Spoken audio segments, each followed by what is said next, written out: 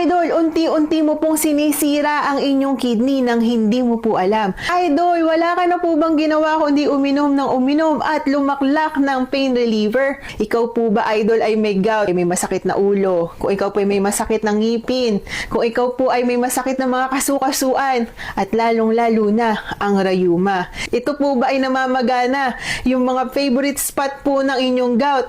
At ikaw po ba, Idol, ay nalulumpo na at hindi po makalakad? Gusto mo ba, Idol, na madialysis 3 times a week sa dialysis center? At gusto mo po ba magkaroon ng kidney stone, kidney injury at kidney failure?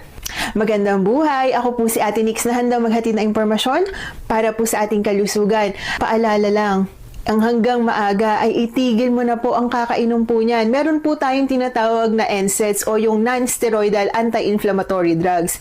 Ito po ay katulad ng mga ibuprofen, Advil, indomethacin. Ito po yung mga mild na pain reliever. Sa sobrang sakit po ng gout o ng rayuma, ay kayo po ay nahihirapan ng sobra kapag kayo ay sinusumpong ng inyong gout o matindi na po ang inyong rayuma. Mataas ang inyong uric acid, kaya ang gagawin nyo, Idol, ay iinom kayo ng pain reliever para po kayo ay magkaroon ng panandaliang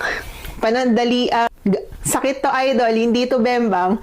Panandali ang giging komportable. Kailangan po ay itigil nyo na po ang pag-inom ng pain reliever. Ang ginagawa po kasi natin mga Pilipino, ang gagawin natin, iinom tayo ng alak. Pagkatapos, Idol, ay babanlawan mo ng pain reliever. Dahil sinumpong ka na naman, iinom ka po ng pain reliever. Pagkatapos, Idol, hindi ka po makalakad. Pag gumaling-galing ka ng konti at nakaramdam ka ng akala mo ay okay ka na, dahil itong pain reliever ay binigyan ka ng sigla, aba, Idol, hindi ka pa natuwa, kakain ka pa ng bawal, yung mga pulutan, katulad ng mga papaitan, isaw, mga laman loob, Idol, lalaklak ng beer. Nako, Idol, beer na beer. Pagkatapos yan, Idol, mamamagana naman ang inyong mga paa, tuhod, hita, o kaya naman ang inyong mga balakang. Iinom ka na naman ng pain reliever, hindi na po kinakaya. Kailangan mo ng dagdagan hanggang sa uminom ka ng uminom. Overtime ang nangyayari, Idol, sinisira mo ang inyong kidney. Yung mga pain reliever na yan, yung pag-usad, yung pagdaloy po ng inyong ihi. Ang kidney po natin ang sumasala ng lahat po ng waste product, lahat po ng mga dumi, lahat po ng mga lason sa ating katawan.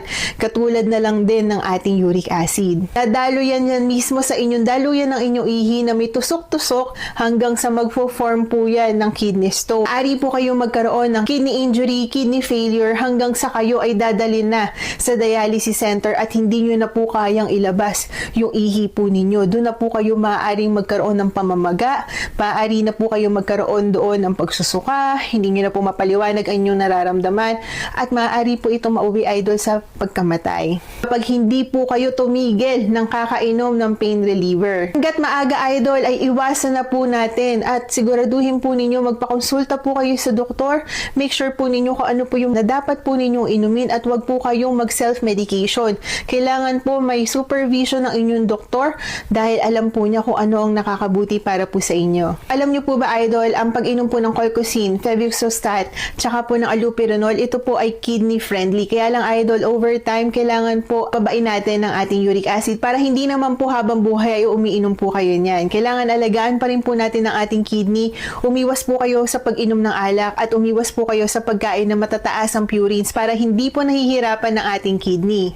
Yun lamang po, Idol. Please stay happy, stay healthy, good vibes only. Please don't forget to like, share, and follow me for more videos. Alagaan po natin ang ating kidney, Idol. Bawal ang dialysis. Magandang buhay, mga Idol.